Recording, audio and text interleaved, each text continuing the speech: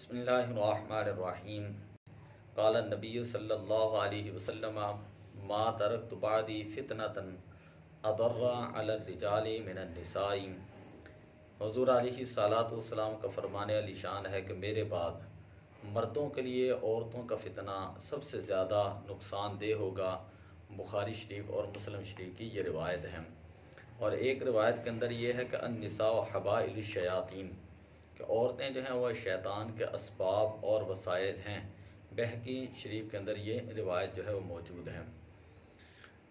عورت کے حوالے سے یہ بات حقیقت ہے کہ جتنی باپردہ باحیا ہوگی تو زناکاری، بدکاری، بے راہ روی، ذہنی آوارگی اتنی ہی کم ہوگی، اور جتنی عورت آزاد بے پردہ ہوگی تو اتنی ہی جو ہے وہ معاشرے کے اندر برائی جو ہے وہ زیادہ پھیلے گی، اور اس طرح جو انسان اور حیوان کے اندر فرق نہیں رہے گا، اور ماں، بہن اور بیوی اور بیٹی جو ہے اس کا تقدس جو ہے وہ پامال ہوگا، اور عورت جو ہے وہ مردوں کے ہاتھوں میں ایک کھلونا بن جائے گی۔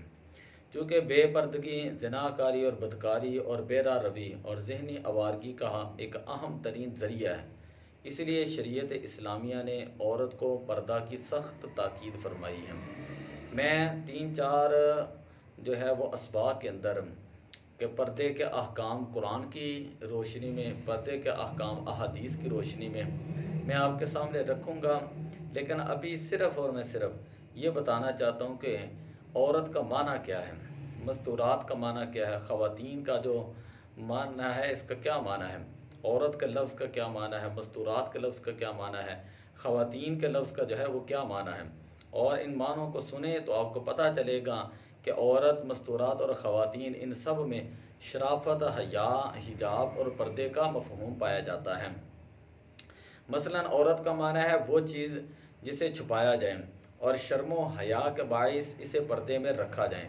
چنانچہ مفردات امام راغب فرماتے ہیں العورۃ سؤۃ الانسان وذالک کنایۃ اہلھا من العار وذالک لما یلحق فی ظہورہ من العار ای من المذمۃ ولذا سمی النساء عورۃ، یعنی عورت انسان کی شرمگاہ کا نام ہے، اور یہ عار سے مشتق ہے اس لیے کہ اس کے ظاہر کرنے سے انسان کو شرم و عار لاحق ہوتی ہے، اسی لیے عورت کا نام عورت رکھا گیا، عورت کا نام عورت رکھا گیا۔ اور المنجد کے اندر لغت کی کتاب ہے، اس کے اندر العورت ایضا کل یعنی عورت جو ہے ہر وہ جگہ ہے جو پردہ کے لیے بنی ہوں، عورت ہر وہ امر ہے جس کی بے پردگی سے حیا محسوس ہوں، عورت ہر وہ چیز ہے جسے انسان غیرت اور حیا کے باعث چھپائے اور پردے کے اندر رکھے۔ اس تحقیق سے یہ پتہ چلتا ہے کہ عورت سر سے لے کر پاؤں تک چھپانے اور پردے میں رکھنے کی چیز ہے۔ انسان کو اس کے ظاہروں بے پردہ ہونے سے شرم و عار محسوس ہوتی ہے، لہذا جو عورت غیر محرموں سے پردہ نہیں کرتی، بے پردہ آوارہ گھومتی پھرتی ہے، وہ عورت کہلانے کی مستحق نہیں۔ اور جو شخص اپنے سے متعلقہ عورت، ماں، بہن، بیوی، بیٹی کو پردہ کی تلقین نہیں کرتا اور اسے پردہ نہیں کراتا، وہ انسان کہلانے کا مستحق نہیں۔ دوسرا لفظ ہے مستورات۔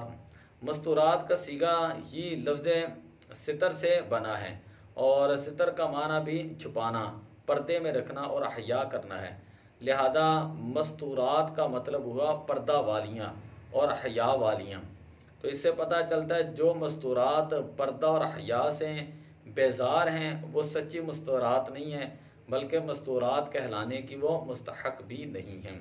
تیسرا لفظ ہے خاتون۔ خاتون کا معنی ہے شریف عورت۔ المنجد کے اندر ہے الخاتون المرأۃ الشریفۃ، کہ اور یہ ظاہر ہے کوئی شریف عورت بے حجابی، بے پردگی کو گوارا نہیں کرتی۔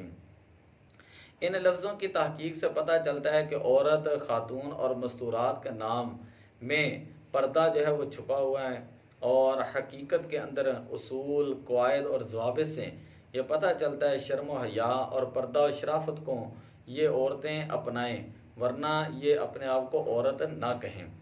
تو آپ نے یہ دیکھا کہ عورت کا معنی میں نے بیان کیا، مستورات کا میں نے معنی بیان کیا، اور اسی طرح خاتون کا معنی۔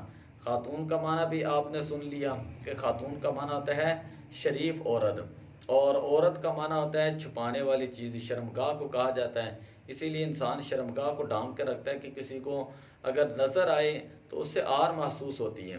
تو اسی طرح آپ نے دیکھا مستورات، اس کا معنی بھی یہ ہے کہ سطر سے یہ بنا، جس کا معنی ہوتا ہے چھپانا۔ مستورات کا معنی چھپائی ہوئی چیزیں، ان عورتوں کو کہا جائے گا جو پردوں کے اندر ہوتی ہیں۔